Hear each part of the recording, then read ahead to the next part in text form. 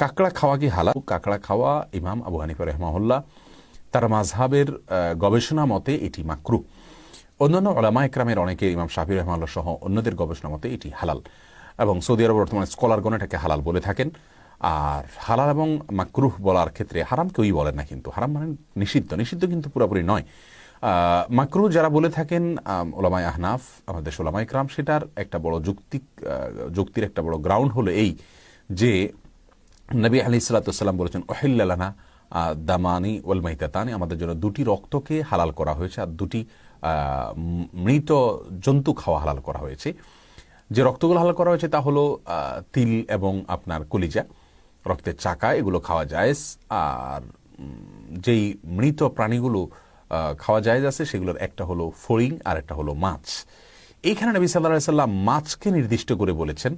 সামুদ্রিক ইয়ের ভিতরে আপনার যে জন্তুগুলো আছে এর ভিতরে মাছটাই শুধু খাওয়া যাবে, যেটাকে মাছ বলে না সমাজে বা মাছ বলা হয় না, সেটা খাওয়া যাবে না।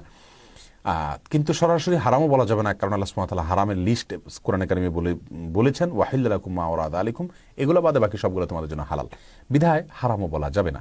এটা হলো মাকরুহ বলার গ্রাউন্ড। আর যারা এটাকে হালাল বলে থাকেন, যেমন সৌদি আরব বর্তমানে স্কলারগণ, ইমাম শাফিঈ রাহিমাহুল্লাহ সহ অন্যান্য উলামা ইকরাম, ইমামগণ, তাদের যুক্তি হলো নবী আলাইহিস সালাতু ওয়াস সালাম বলেছেন যে এক হাদিসে রয়েছে যে আমাদের জন্য সমুদ্রের যা কিছু আছে সেগুলোকে হালাল করা হয়েছে। তো সমুদ্রের নিচে বা পানির নিচে যা আছে সব হালাল করেছে, এর ভিতরে কাঁকড়াও আছে, অতএব এটা হালাল এবং জায়েজ খাওয়া। যদি কারো রুচিতে খায় তিনি খেতে পারেন, হারাম হবে না।